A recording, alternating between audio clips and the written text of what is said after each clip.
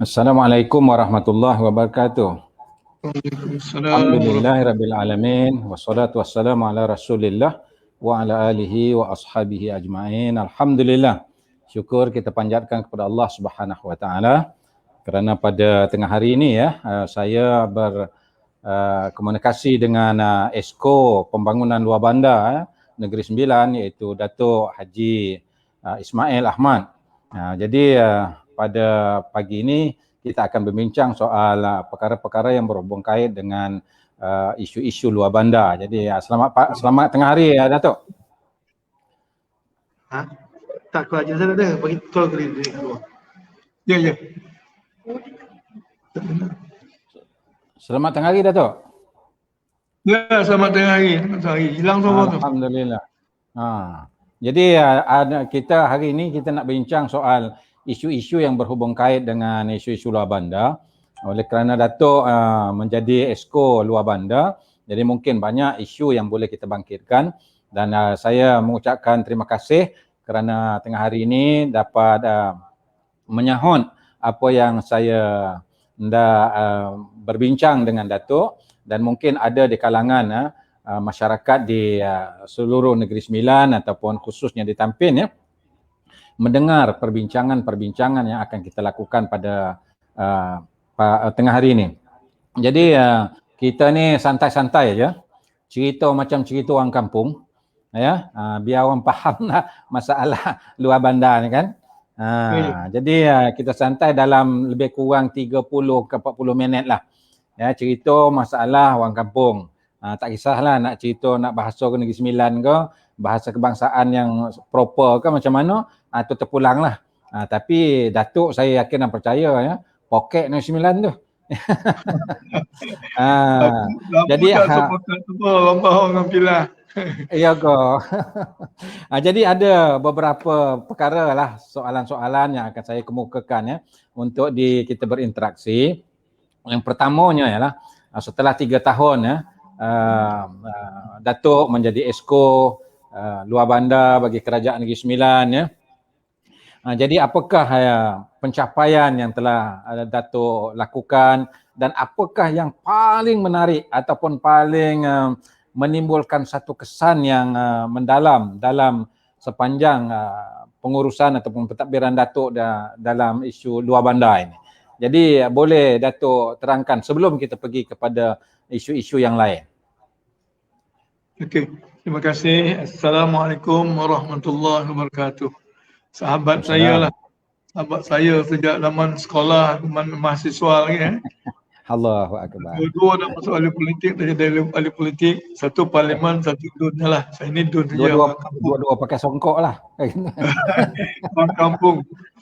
Yang pertama sekali saya ucapkan syabas dan tahniah kerana dapat menganjurkan program pada pagi ini. Dan saya kira ini program saya yang pertama dengan ahli parlimen lah. Biasanya patutnya ahli saya bekerjasama dengan ahli parlimen yang berdekatan dengan saya, iaitu di parlimen Rasah Samban. Kali ini saya juga terlibat dengan parlimen Tampin, dan juga ahli parlimen PD, dan juga parlimen Kuala Pilah, dan sedikit di parlimen Jempol. Dan juga parlimen Jelebu. Jadi saya nak ucapkan terima kasih, dan saya berharap majlis ini ada diikuti nanti oleh mana-mana mereka yang terlibat secara langsung ataupun tidak langsung dengan pembangunan luar bandar di Negeri Sembilan. Kita telah dapat berjaya selama 3 tahun lah, dengan begitu banyak ujian dan dugaan dan halangan. Nampaknya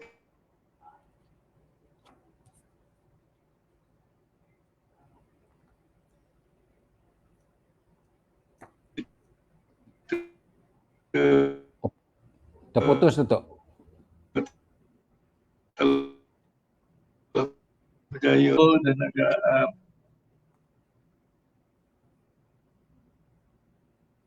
dia tak dengar tu, tak dengar.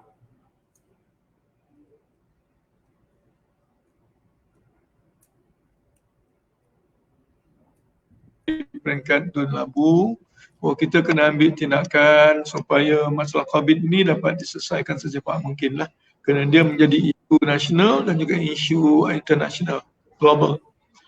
Dan isu yang saya rasa satu cabaran yang besar lah. Mau tidak mau kita kena memastikan cabaran ini akan dapat kita laksanakan. Sepanjang 3 tahun ini memang banyaklah. Walaupun pencapaian kita akan dinilai oleh rakyat. Tak lama lagi apabila ada pilihan raya, rakyat akan menilai. Dan untuk makluman kita telah mengadakan lebih pada 50 insentif lah, untuk memastikan rakyat kita bersih, selamat, sejahtera. Sebab kita yakin dan percaya perancangan yang baik tidak akan dapat dilaksanakan dengan baik kalau tidak ada orang yang melaksanakannya. Tidak dipantau dan tidak turun ke bawah ataupun tidak gempur dengan punca dan juga orang yang terlibat dan kita selesaikan secara terus. Saya sejak yang tahun awal pertengahan bulan 5 lagi setelah turun ke negeri-negeri pusuk seluruh kampung di Negeri Sembilan lah. Kata yang pertama sekali saya turun di Gemas. Di Gemas masa tu kalau ikutkan kampung saya banjir. Saya kena tinggalkan Gemas sebab saya dapat apartmen, saya kena pergi di Gemas dan saya selesaikan melalui orang perantaran melalui pusat DUN saya lah. Ini kalau kita kata kes banjir ini memang kes luar bandar banyak lah. Walaupun ada banjir kilat di kawasan bandar, tapi nampaknya kes banjir inilah mula-mula. Kita menang, kita banjir. Dan saya masih ingat lagi bahawa kita menghantar memorandum kepada Menteri Besar pada ketika itu berhubung dengan banjir. Dan kita tidak diterima memorandum itu kan kita bertunggu sanggup 2 jam di depan pintu masuk Wisma Negeri lah. Ini isu ataupun perkara yang kita masih ingat lah. Dan kita janji dan saya pun dah cakap dalam Dewan Undangan Negeri, kita tidak akan buat seperti itulah. Siapa pun memorandum pendapat rakyat ataupun suara rakyat, kita akan terima dan kita akan layan. Ini yang kita buat. Dan saya sepanjang 3 tahun ini, saya turun ke bawah, bertemu dengan semua MPKK yang mengundang saya dan yang tidak mengundang saya dan menyelesaikan banyak permasalahan-permasalahan seperti jambatan, jalan, lampu jalan, air, bekalan air yang saya kira patutnya akan menjadi lebih mudah kalau sebelum ini dilaksanakan dengan baik. Tetapi nampaknya sepanjang 3 tahun ini kita dapat melaksanakan tugas-tugas tersebut dengan kadar yang baik dan juga dengan kadar segera. Saya masih ingat lagi yang terbaru.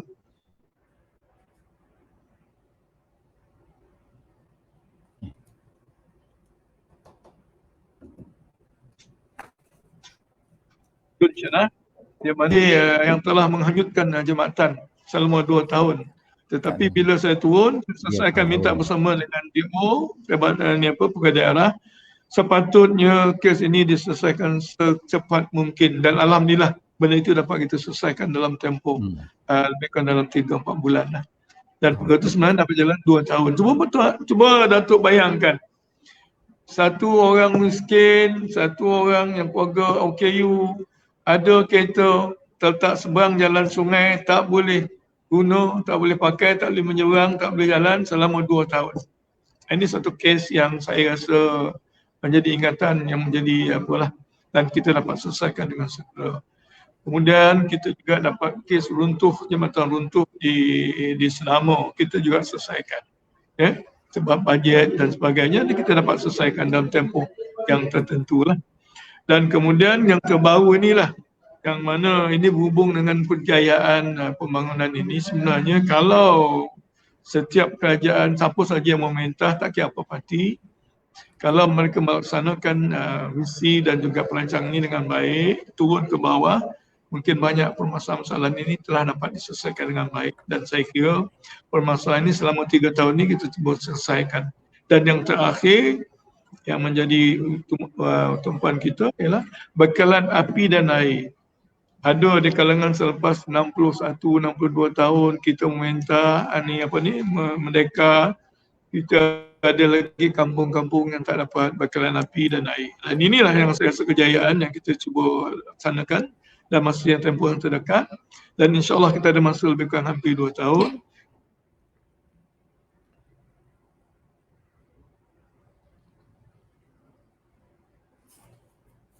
Dan melihat membandingkan dan kita akan bekerja. Dan saya menyeru kepada semua lah, baik Exco, baik ADUN, baik siapa saja, ahli parti dan juga orang-orang yang berada di peringkat bawah MPKK dan ahli jawatankuasa, supaya turun ke bawah, temu rakyat. Jangan rakyat datang kita, kalau boleh kita jumpa rakyat, kita selesaikan masalah mereka sebaik dan secepat mungkin. Dan inilah yang saya rasa kalau kita buat, kita akan akan mendapat sokongan dan juga kejayaan pada masa akan datang.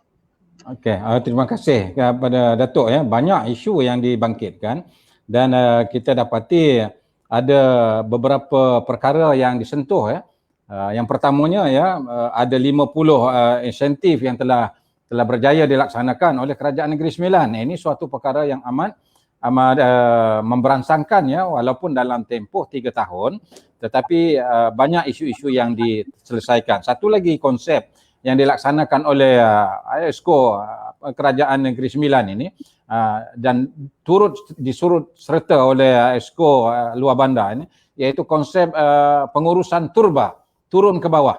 Bukan orang maknanya kita up bottom to up, tetapi katanya sekarang ini up to bottom. Jadi ini suatu pendekatan yang amat baik dan strategi yang boleh menyelesaikan masalah masyarakat setempat. Dan selain daripada itu ya, kita dapati ya, ialah bukan hanya di kawasan Tampin, tetapi boleh katakan kawasan Negeri Sembilan ni ada terdapat masyarakat yang masih lagi belum dapat api, belum lagi dapat air yang mengalir melalui pipe air.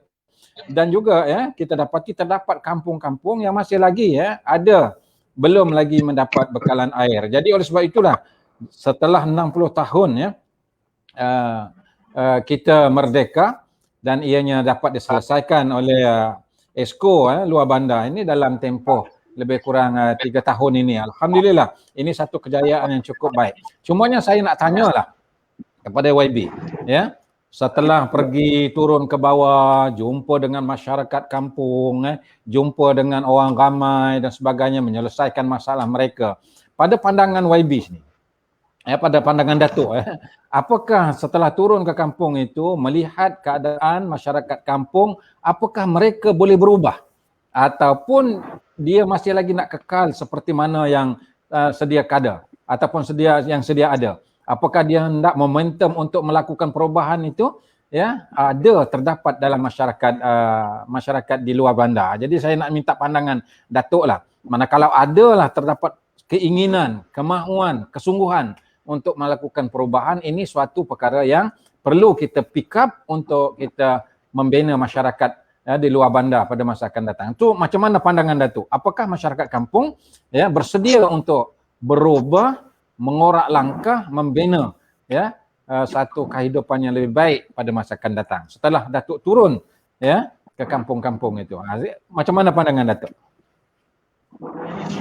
Silakan. Sudah semestinya maknanya manusia inilah merupakan satu insan yang diciptakan, satu golongan manusia yang diciptakan oleh Allah SWT. Ada perasaan, ada akal, ada perasaan, ada hati. Jadi mereka melihat, mereka menilai, mereka merasai. Kalau pemimpin-pemimpin pun berjumpa dengan mereka, banyak tempat di mana saya pergi, dia kata dulu tak pernah datang, Exco datang jumpa ke rumah kita. Ini kita dapat jumpa, mudah dapat jumpa. Ya. Dapat selai. Jadi perasaan mereka mengeluarkan keluhan, pandangan mereka dan juga perasaan sukacita dan duka cita mereka. Jadi kita menilai. Saya pernah jumpa lah masyarakat yang menangis bila kita jumpa tu. Ya, betul. Dia kata tak pernah datang. Aku boleh datang. Jangan panggil lah. Kita tak ada official kampung ni. Saya ingat karpet merah lah. Ini satu benda yang kita tengok yang positif. Jadi mereka menilai dan mereka tidak mahu permasalahan mereka terpendam di kampung mereka sekian lama. Mereka nak supaya dia buat sesuatu. Dan apabila sesuatu dibuat dalam kadar yang segera berpatutan, mereka sangat menghargai. Dan mereka pusuh. Mereka ini akan membantu menghayati dan juga perjalanan dan juga apa perancangan kajian akan dapat dilaksanakan. Cuma tuan bayangkan masa COVID ini kita boleh pastikan bahawa semua orang kampung, orang bandar sama duduk di rumah, tapi mereka ini kena mengikuti SOP. Mau tak mau kena walaupun biasa dulu setiap pagi kena minum kopi di kedai-kedai kopi di kampung-kampung. Ya, betul. Betul. Buat sendiri, rumah beli aja, makan bersama keluarga. Ini satu perubahan yang saya rasa sangat baik. Di mana dalam masa yang sama mereka dapat bekerjasama dalam bentuk keluarga. Terutama sekali permasalahan keluarga. Ini satu utama-utama di kawasan-kawasan di mana kita tahulah seperti kawasan Felda, kawasan-kawasan orang asli, kawasan-kawasan kampung yang ada masalah keluarga yang melibatkan anak, melibatkan menantu, melibatkan keluarga yang terlibat dengan dadah. Terlibat dengan masalah-masalah sosial. Jadi semua masa yang baik ini digunakan untuk berbincang, untuk cakap hati ke hati, dan kalau boleh cantiknya kalau bapaknya jadi imam, anak-anak menantunya kan ikut sama. Ini satu kemudahan yang saya rasa perubahan. Ya. Dulu tak pernah jadi imam dekat rumah. Sekarang dengan COVID ni jadi imam kat rumah. Itu satu perubahan lah yang berlaku kan. Mesyuarat tak perlu lagi kita buat depan, kita gunakan apa sebab 2 hari lepas di Labu kita kampung, kita bermusyawarah melalui ni cara macam inilah, cara maya.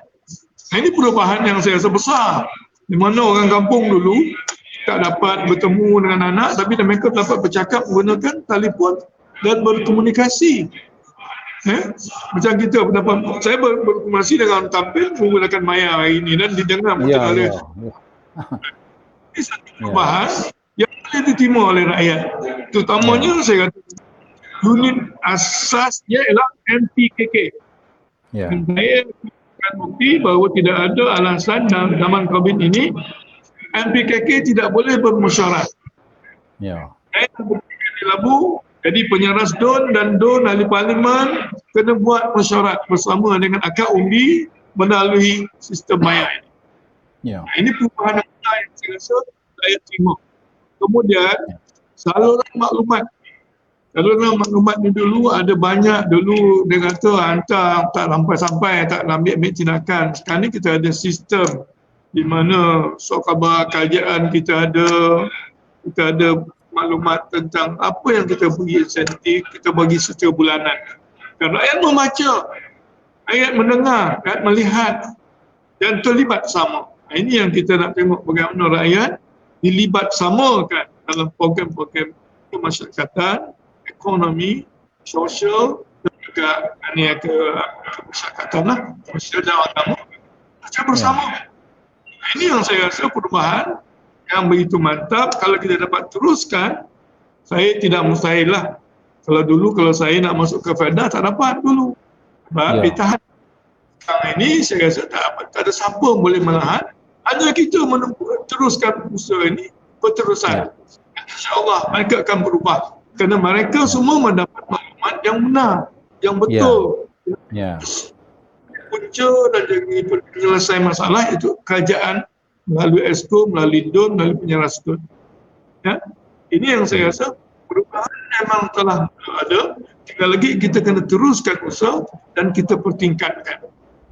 Alhamdulillah. Kuantiti dan Alhamdulillah dengan dan juga dalam masyarakat AMK bahawa kita kena turun ke bawah, bertemu masyarakat, selesaikan permasalahan masyarakat ini secepat mungkin, dan insya-Allah mereka akan menilai dan mereka akan memastikan kita diberi peluang lagi untuk memerintah pada pilihan raya yang ke-15. Alhamdulillah. Maknanya pada pandangan Datuk sendiri, maknanya masyarakat di luar bandar juga mempunyai satu keinginan yang tinggi untuk melakukan perubahan di dalam budaya kehidupan mereka. Sebab apabila berlakunya COVID ini semuanya berubah. cara berhubungnya berubah, ya, perhubungan di antara kaki tangan dengan pegawai-pegawai kerajaan dengan masyarakat sekelilingnya, maknanya semua sudah berlaku perubahan dengan menggunakan peralatan yang lebih canggih, lebih moden. Jadi alhamdulillah, dan Datuk ada sentuh tadi soal MPKK. Jadi ini peranan yang cukup penting, ya, cukup mendekat kepada masyarakat, dan mereka lah yang sebenarnya nadi dan juga gerak kerja kaki tangan di kampung-kampung untuk menggerakkan masyarakat kampung itu. MPKK ini menjadi suara kepada kerajaan, menjadi tenaga untuk membangunkan masyarakatnya. Jadi maknanya sebagai orang yang bertanggungjawab khusus kepada kepada luar bandar, dan MPKK khusus kepada di bawah Datuk itu. Jadi apa saranan, pandangan dan juga tunjuk ajar yang boleh Datuk kemukakan kepada MPKK ini? Boleh Datuk perjelaskan? Okey, saya mengambil berat dan juga memandang bahawa MPKK ini mempunyai peranan dan tugas yang berat dan membantu kejayaan dan kegagalan kerajaan negeri dan juga federal. Jadi saya beranggapan mereka yang terlibat secara terus dengan MPKK ini, kalau boleh kita pilih daripada mereka-mereka yang ada integriti, mereka yang ada semangat, ada budaya, ada dari segi dikatakan budi pekerti yang baik, sifat-sifat kepimpinan.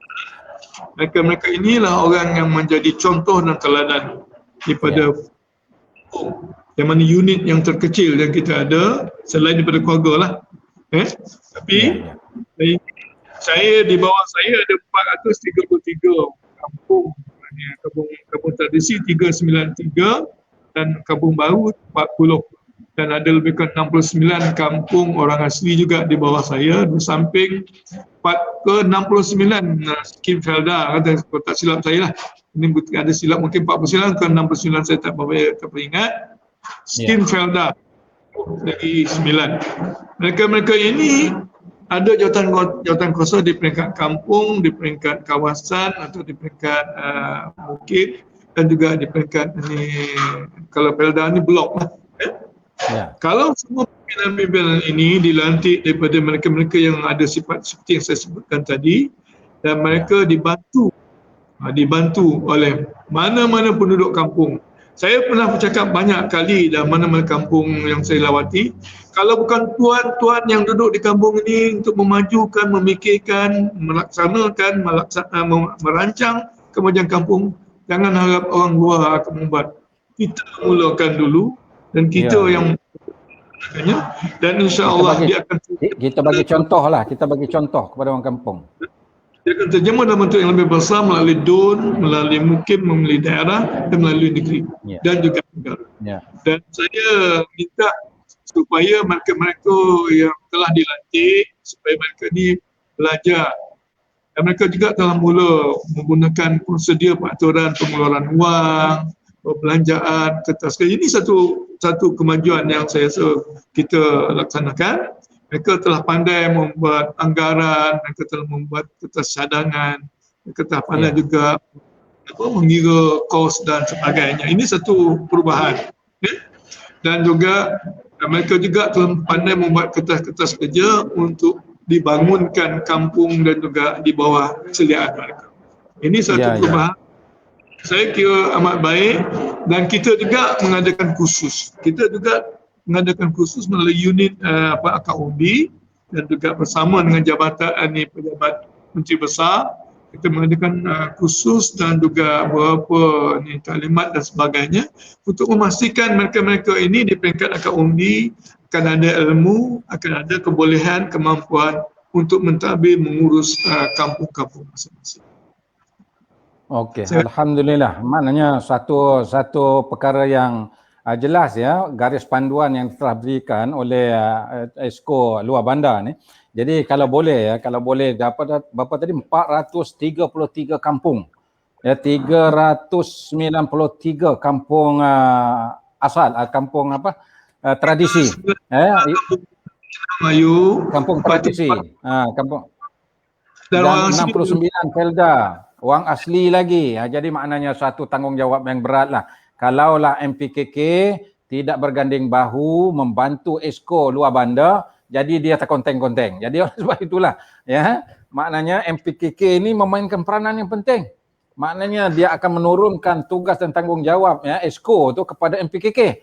Jadi ini MPKK ini cukup maknanya kalau dia dapat melaksanakan tugas yang begitu baik, maka sudah pastilah kita akan hargailah kepada ketua-ketua kampung ini ataupun pengurusi MPKK ini. Satu aspek lagi lah, saya amat tertarik ada satu kampung, saya tak nak cerita lah kampung mana satu dah. Dia dah buka food bank. Ini suatu perkara yang cukup penting kepada masyarakat sebab kita mengurangkan birokrasi. Kalau dahulu kita terpaksa minta dengan perannya Rasdon kepada Parlimen, kepada Esko, tetapi dengan adanya food bank itu maknanya ketua pengurus MPKK yang melaksanakannya, jawatan kuasa yang melaksanakannya. Jadi maknanya sekurang-kurangnya apa saja yang berlaku di kampung itu dapat diselesaikan secara tak perlu tunggu 2-3 hari.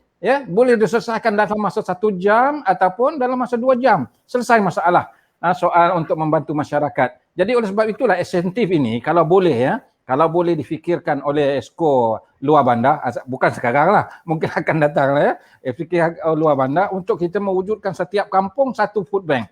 Jadi kalau ini dapat kita itu, maknanya secara otomatik ataupun secara tidak langsung bahawa mengurangkan dan memberi galakkan kepada pengurusi-pengurusi MPKK untuk bekerja untuk melaksanakan tugas dan tanggungjawab menyantuni masyarakat di bawahnya. Jadi ini suatu perkara yang cukup itulah. Saya terima kasihlah kepada YB Dato' Ismail kerana melihat perkara ini dan untuk membina satu masyarakat luar bandar dan juga masyarakat kampung baru dan orang asli Felda dan sebagainya. Satu aspek saya nak tanyalah. Tadi yang telah dilaksanakan, yang telah berlaku, yang sedang berlaku. Cumanya dalam tempoh kalau tak berlaku pilihan raya lah ni. Maknanya kita lebih kurang 2 tahun lagi. Kalau tak berlaku pilihan raya, manalah tahu kok berlaku dalam masa 2-3 bulan sekarang ni kan. Kita pun tak tahu. Sebab yang tahunya Perdana Menteri je. Kita hanya melaksanakan tugas dan tanggungjawab. So kalaulah dalam tempoh 2 tahun akan datang, kalaulah maknanya pilihan raya itu akan berlaku 2 tahun akan datang. Apakah perkara-perkara yang di bawah pemikiran, di bawah idea Dato' untuk kita laksanakan di kampung-kampung ataupun di pinggir-pinggir kampung ataupun di kampung-kampung baru untuk kita membina supaya semua masyarakat ini dapat bergandeng bahu dan semua pembangunan ini dapat kita rasai bersama. Jadi mungkin ada perkara-perkara yang Dato' hendak sampaikan, Dato' hendak kemukakan untuk dilaksanakan oleh MPKK ni. MPKK yang akan melaksanakannya. Jadi mungkin ada idea-idea untuk disampaikan, untuk cernakan oleh ketua-ketua ataupun pengurusi-pengurusi MPKK ini. Dipersilakan, Dok. Terima kasih. Sebenarnya banyak idea. Kadang-kadang idea ni yang dicakapkan oleh Datuk Seri Anwar. Kita bukan idea, bukan yang kita cakap, tetapi apa yang kita buat, apa yang kita cakap, yang kita buat. Yang kita betul. Yang saya cakap tadi akan mengikut pimpinan. Kalau pimpinan mereka menunjukkan contoh teladan yang baik, mereka akan buat. Dan mereka kena ubah minda, perasaan, fikiran dan juga pandangan masyarakat dan juga falsafah masyarakat, falsafah hidup. Bahawa kita adalah manusia yang diberi tugas sesuai dengan tanggungjawab kita. Kita akan ditanya di atas apa tanggungjawab kita lah. Jadi saya juga sebagai Esko yang lain, Kerajaan Negeri Pakatan Harapan yang telah diberi mandat selama 5 tahun insya-Allah. Kita telah jalankan 3 tahun dan kita akan teruskan dengan insentif-insentif dengan cadangan-cadangan yang terbaru. Terutama tentang COVID. Dalam COVID ini saya dah nyatakan, kerajaan negeri tidak boleh bergantung hanya pada kerajaan pusat. Kita kena buat sesuatu supaya semua rakyat Milan yang seramai lebih kurang 1.2 juta ini akan mendapat suntikan anti COVID-19 ini secepat mungkin secara menyeluruh. Tadi saya sempat baca Sabah, Sultan Johor, Duka Cita 10% dalam keadaan teruk melanda sekarang ni. Sepatutnya 70-80% telah disuntik. Tapi ini Ya, masalah. betul. Ini itu saya dah nyatakan supaya kajian negeri mengambil inisiatif yang pertama menubuhkan pusat-pusat suntikan ini secepat mungkin berskala besar sampai 2,000 untuk boleh suntik orang satu hari supaya kita pastikan bahawa semua penduduk ini akan dapat disuntik, menerima suntikan itu dalam tempoh yang terdekat. Jangan tunggu sampai tahun depan. Kita kena buat sekarang ni masalah. Itu satu cabaran pada Negeri Sembilan dengan Selangor.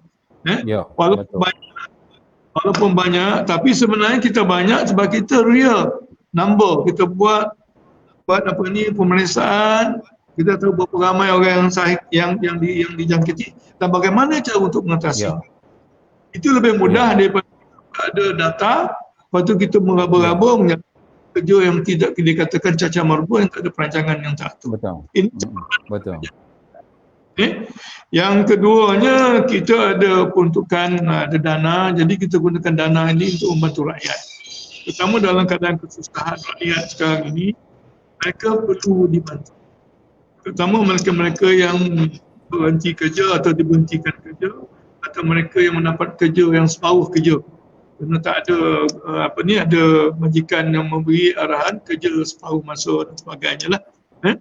Dan juga mereka-mereka yang menghadapi berbagai-bagai keadaan dari segi penjagaan anak, pendidikan anak-anak dan segi pengangkutan dan sebagainya ini memang merunsingkan dan menyusahkan rakyat. Jadi kita cadangkan bantuan COVID ini kita dah mulakan Negeri Sembilan melalui adun-adun. Kita akan bagi kepada ketua isi rumah ini. Saya di Labu, kami ada lebih kurang 1,500 ketua isi rumah yang kita akan bantulah untuk botol sebanyak RM100 ni sama seluruh Negeri Sembilan.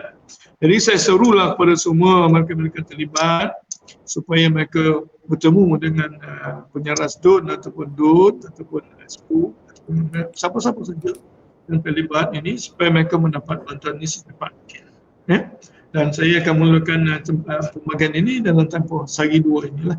Jadi itulah yang saya maklumkan. Kalau boleh teruskan usaha-usaha adik-adik yang baik ini. Kita juga mencadangkan supaya semua penyaras DUN mendapatkan senarai nama mereka belum lagi mendapat suntikan COVID supaya mereka menyediakan list tersebut dan menghantar ke peringkat negeri dan daerah supaya kita dapat memberi suntikan secepat mungkin. Dan dalam masa yang sama, saya cuba tuan-tuan bayangkan seorang OKU yang terlantar di atas katil sekian lama tidak disantuni, tidak dilayani, tidak diberi bantuan. Jadi turunlah, jumpalah mereka-mereka ini dan santunilah mereka. Dan insyaAllah mereka akan mengingati. Sebab kalau kita membantu orang, insyaAllah Tuhan akan membantu kita menyelesaikan masalah negeri, kampung dan negara kita. Jadi saya harap kerja-kerja kebajikan dan juga food bank ni pada saya ingat ni dah dimulakan semua punya tu di Negeri Sembilan dan juga di mana-mana lah. Kita ada bantuan segera. Kalau misal kata mereka yang COVID, lepas tu keluarganya kena karantin, kita dah minta semua ketua kampung kita menghantar bantuan makanan pada rumah. Ini kita buat di Labulah dan saya harap benda ini dibuat di semua. Untukkan daripada penyaras DUN dan juga mungkin di parlimen yang ada ataupun mana-mana NGOs yang ada, kita gunakan peluang ini supaya mereka turun membantu rakyat. Jadi COVID ini memang banyak dia punya nampak kesannya pesan negatif, tapi dia ada banyak benda positif yang kita perlu buat untuk mengatasi masalah ini dan bagaimana kita boleh menyampaikan bantuan secepat mungkin. Bagaimana kita menghadapi masalah banjir dan juga masalah petaka, kita boleh hantar dalam tempoh dalam kurang daripada 24 jam. Ini satu keadaan yang baik yang ditunjukkan oleh kerajaan PH Negeri Sembilan bahawa kita boleh membantu mereka yang yang menghadapi masalah COVID ini dalam masa tempoh yang sangat cepat. Dan kita rasa menyeluruh. Kita tidak kira siapa pandangan politik, kita yang penting sekali mereka perlu dibantu. Dan mereka perlu dibantu dan mesti dibantu supaya kehidupan keluarga mereka dapat diteruskan dengan keadaan yang baik. Dan saya harap supaya kita kasihilah orang. InsyaAllah kita kasih manusia di bawah, InsyaAllah orang di atas Allah akan mengasihi kita. Inilah falsafah yang saya rasa kita kena jalankan, dan saya menyeru kepada semua MPKK jangan mengira parti politik atau pandangan, supaya kita membantu mana-mana mereka yang terlibat tanpa mengira kaum, bangsa atau agama. Teruskan dan jangan kita takut untuk buat sesuatu yang baru dalam kehidupan. Dan saya untuk makluman ini satu kejayaan yang saya rasa semua orang di Negeri Sembilan kena faham dan kena akui. Kejayaan kita menubuhkan food bank bukan saja di kampung. Macam saya dah pergi dengan Datuk Ahli Parlimen Tampin di Kampung Mantai. Di Kampung Mantai ni dekat ujung sana lah. Saya dah pergi tu, kita tubuhkan Sepadan Melaka tu. Dan juga di masjid-masjid dan juga surau-surau telah ada. Ada banyak surau-surau masjid telah ada yang mereka boleh datang ambil ikut keperluan mereka. Dan ini diselenggara, diselia dan diaturkan oleh Jawatankurusan Masjid, MPKK dan juga Jawatankurusan Surau dan juga NGOs yang ada terlibat di kawasan tersebut. Ini termasuk di kawasan-kawasan separuh bandar lah. Macam dinilai di taman-taman yang banyak di mana orang miskin ramai, kita bantu melalui NGOs dan juga KRT, Kelab Rukun Tetangga ataupun Persatuan Penduduk. Jangan kira apa-apa pandangan politik, yang penting sekali kita kena selesaikan masalah COVID ini secara bersama. InsyaAllah kita akan meningkatkan kehidupan kesejahteraan pada semua mereka. Wallahu Alhamdulillah, kita dapati ya banyak perkara yang kebajikan-kebajikan yang dikemukakan ya, dan saya ucapkan tahniah lah kepada Kerajaan Negeri Sembilan kerana di antara negeri yang tertinggi ya di dalam memberikan vaksin ni, iaitu dalam taklimat yang lepas diberikan angkanya 16.42% ya. Kita telah divaksinkan, dan insya-Allah apabila kita bekerja dengan baik nanti dan kita bekerjasama dengan semua pihak, saya yakin dan percaya ya akan akan dibuka satu pusat vaksin yang terbesar ya di Negeri Sembilan ya, iaitu di USIM. Di USIM ya. Lebih kurang 30,000 satu itu tu. Maknanya satu kali untuk 3,000 bukan 30,000, minta maaf. 3,000 untuk divaksinkan satu hari. Jadi ini suatu perkara yang cukup itulah. Dan saya tahniah lah kepada Kerajaan Negeri Sembilan ya kerana sanggup untuk menyediakan apa saja supaya rakyat Negeri Sembilan ini dapat divaksinkan secepat mungkin. Dan dalam taklimat tu juga ya kita diberitahu oleh Menteri Besar ya, dia kata dalam tempoh 2 minggu ya orang yang 60 tahun ke atas diselesaikan supaya kita pergi kepada peringkat yang ketiga pula. Ini satu arahan yang cukup jelas ya daripada kepimpinan Negeri Sembilan ya supaya ianya dapat kita selesaikan. Jadi kalau boleh semua pihak bekerjasama, baik MPKK, baik KRT, baik semua pegawai-pegawai kerajaan dapat membantu dalam usaha ini. Kalau Negeri Sembilan ini selesai masalah vaksin, saya yakin dan percaya ya, maknanya COVID di Negeri Sembilan ini dapat kita benteras ataupun dapat kita jajaran penyangkitan itu dapat kita kurangkan. Jadi terima kasih kepada Datuk ya YB yang kerana telah berkesempatan untuk kita berinteraksi ya secara maya kali ini, dan saya yakin dan percaya insya-Allah ya saya akan menghubungi banyak esko-esko yang lain supaya masyarakat Negeri Sembilan ya tahu dan peranan setiap esko dan tanggungjawab dia, dan juga apakah yang dia telah lakukan dan apa hasrat Kerajaan Negeri Sembilan untuk dilakukan. Jadi untuk akhirnya lah saya minta kepada Datuk YB apa pandangan, apa hasrat, apa jualah yang nak disampaikan kepada orang yang mendengar ataupun masyarakat Negeri Sembilan yang sama-sama mendengar pada hari ini. Kalau boleh ada satu perkara yang memberi semangatkan, suntikan, motivasi kepada masyarakat Negeri Sembilan untuk disampaikan. Silakan Datuk. Okey, pertama sekali saya ucapkan syabas dan tahniah kepada semua pihak yang telah menjalankan tugas dengan baiklah. Sama ada institusi MPKK-nya institusi di dalam Feldanya, di dalam kampung orang aslinya, kampung barunya. Saya ucapkan syabas dan tahniah dan teruskan. Yang baik kita teruskan, yang tidak baik kita tinggalkan, yang mana kurang baik kita tambah baik lagi. Ini yang saya nyatakan dalam Dewan Undangan Negeri lah. Mana yang baik itu bukan milik mana-mana pihak, yang baik itu adalah milik Allah SWT, kita boleh guna pakaikan, tak kira siapa. Ya. Kemudian yang keduanya, sebagai pemerintah yang diberi amanat, kita tak kiralah baik pimpinan-pimpinan di peringkat akar umbi, peringkat akar kampung, di peringkat daerah, di peringkat mukim, di peringkat surau masjid, jalankan tugas dan peranan kita sebaik mungkin. Kita kena jalankan tugas kita dengan seikhlas mungkin. Turunlah bertemu, kerana tidak ada kerja yang tidak boleh kita lakukan. Ada dalam keadaan COVID ini pun, sebagai DUN, sebagai ahli undangan negeri, sebagai EXCO, saya kena turun. Sebab pada saya tidak ada masa cuti. Tengah lagi kita perlu ikut SOP. SOP ini perlu kita ikutilah. Dengan kita kata kita ada kelebihan-kelebihan lain, kita tak lama langgar SOP ini, satu benda yang saya kata tidak patut ditunjukkan oleh pimpinan tertinggi lah. Itu. Yang ketiganya, saya mengharap mana-mana pihak yang terlibat supaya jalankan, bantukan secepat mungkin. Sebab kita tahu kes COVID ini meningkat dengan baik, dengan banyak. Jadi kadang-kadang tertinggal, mereka tertunggu-tunggu, nak pergi hospital, tak pergi hospital, tak diambil lagi. Jadi kita tolong prihatin, jaga kebajikan mereka. Jadi jangan biarkan mereka kesunyian, kesepian, kesedihan. Sebab kesedihan dan kesunyian itu juga kesunyian dan kesedihan kita. Dan itu tanggungjawab kita semualah. Dan juga kita harap Kerajaan Negeri Sembilan, di mana Kerajaan Pakatan Harapan, supaya menggunakan kebijaksanaan, perancangan yang baik, menggunakan keuangan yang ada semaksimal yang mungkin, sebaik yang mungkin, dengan perancangan yang terbaik untuk menyelesaikan permasalahan rakyat.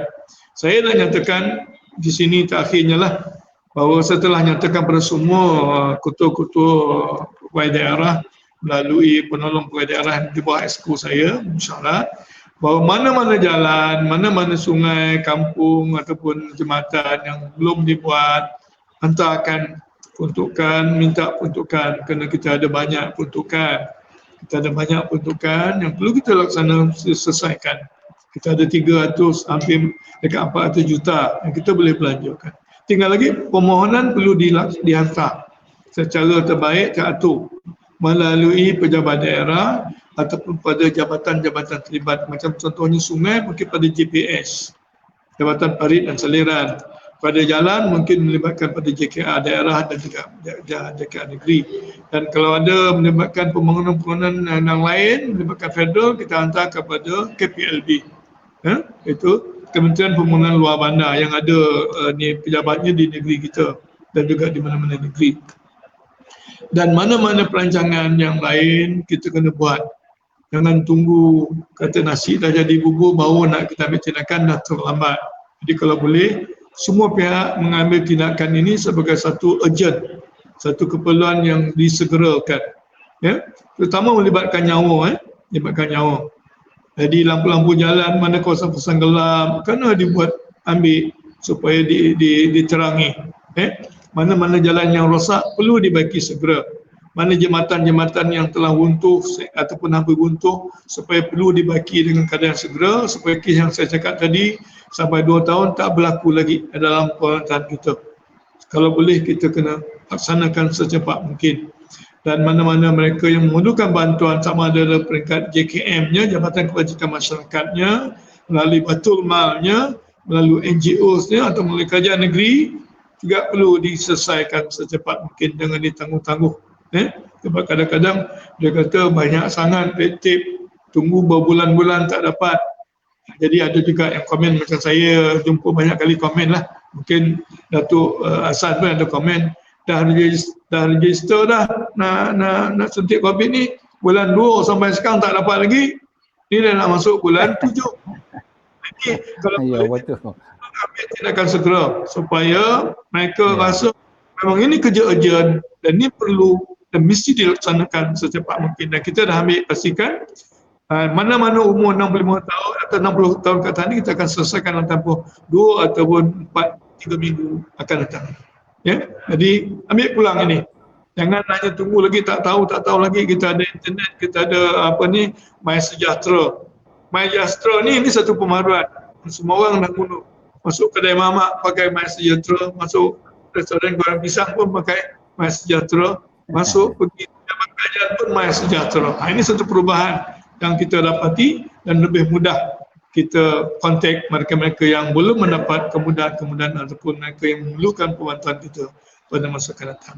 Terima kasih banyak dan terima kasih kerana memberi peluang kepada saya untuk bercakap secara langsung pada pagi ini dan mudah-mudahan kursus ini akan kita teruskan dan saya setuju supaya Datuk hubungilah mana rakan-rakan saya yang lain, mereka juga mungkin memerlukan exposure ataupun pendedahan seperti ini. Terima kasih banyak dan insyaAllah kita akan berjumpa lagi dan saya akan pergi mana-mana kampung yang memohon atau memanggil saya datang, saya akan turun insyaAllah, tak ada masalah.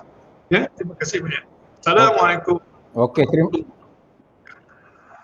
Waalaikumsalam warahmatullahi wabarakatuh. Terima kasih Datuk ya kerana dapat kita berinteraksi pada hari ini. Banyak isu-isu yang dibangkitkan, banyak perkara yang dijelaskan, misalnya peruntukan masih lagi ada, cumanya kreativiti sama ada kampung mengikut saluran yang tertentu, itu satu perkara yang amat amat jelas kepada MPKK dan juga pegawai-pegawai kerajaan. Cumanya kita harus mengikut saluran-saluran yang telah ditetapkan dan kita harus menggunakan saluran itu sebaik mungkin supaya kampung kita menjadi ceria, ya, kawasan kita menjadi indah dan masyarakat kita mufakat di antara satu sama lain.